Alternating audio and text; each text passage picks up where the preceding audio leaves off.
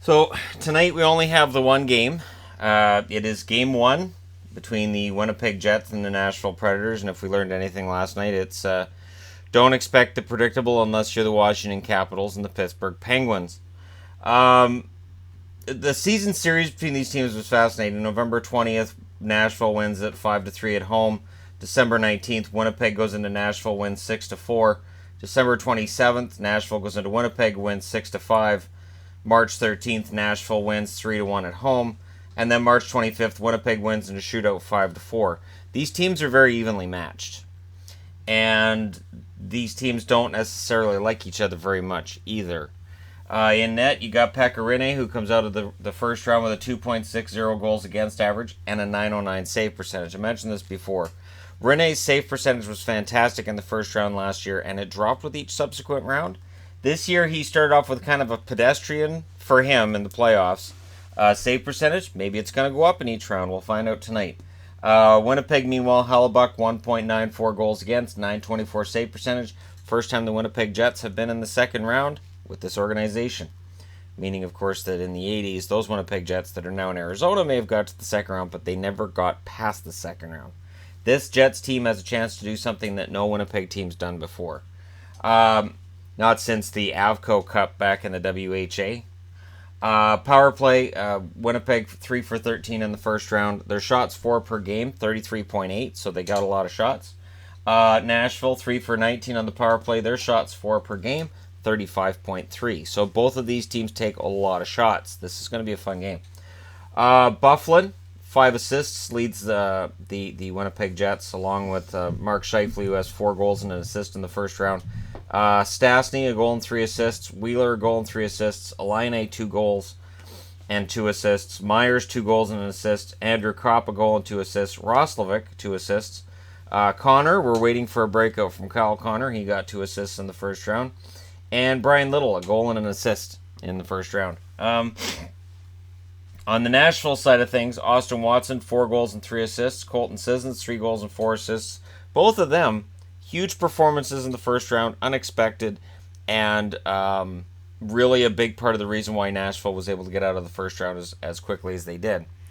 And when I say as quickly as they did, it wasn't as quickly as they'd like to have. If that series had been forced to 7, I really think that Nashville could have found themselves in trouble, but didn't happen, so we're good. Ekholm, a goal and 5 assists. Forsberg, 4 goals and 2 assists. Bonino, 2 goals and 3 assists. Johansson, 2 goals and 3 assists. Subban had 3 assists in the first round. Ryan Ellis had 3 assists in the first round. Arvidsson had 2 goals and an assist.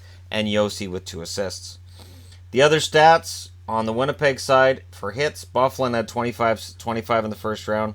Sherratt had 22, and Tanev had 17. So Brandon Tanev, much like his brother Chris, tough player to play against, good defensively, and we'll see if the offense ever matches the defense.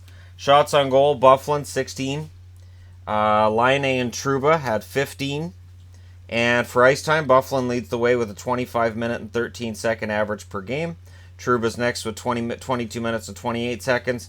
And then Morrissey and Scheifele are second away from each other. Morrissey with 20 minutes and 12 seconds per game. Scheifele with 20 minutes and 11 seconds per game. On the Nashville side of things, for hits, Watson had 18, Sissons 17, Fisher with 15. So Mike Fisher out of retirement, hitting everything that moves. That's kind of what Nashville would have wanted out of him anyways. Shots on goal, Yossi with 25, Forsberg with 24, Arvidsson with 18. And ice time, Yossi leads the way with 25 minutes and 10 seconds. That's why he's up for the Norris. He's not. He should be. Yossi for Norris, we'll make that a hashtag next fall, and we'll try to make it happen as a channel. Ellis, 25 minutes and 5 seconds average, and then Subban's third with 24 minutes and 43 seconds on average. Again, these teams are very evenly matched. We're not in a situation where either of them are particularly crippled with injuries, which is weird because you look at the injured list for Winnipeg and you go, well, they're going to miss Perreault. Oh, geez, that blue line, they're missing a couple of key guys. I don't know. And yet, here we are. We are in a situation where Winnipeg and Nashville don't really, when you look at the depth chart, it doesn't look like Winnipeg's hurting. if you don't look at the injured list. So if you look at their lineup, their 4 lines, their top 6 defensemen, and their goaltending, they look solid top to bottom. And yet, they are fighting injuries at the same time.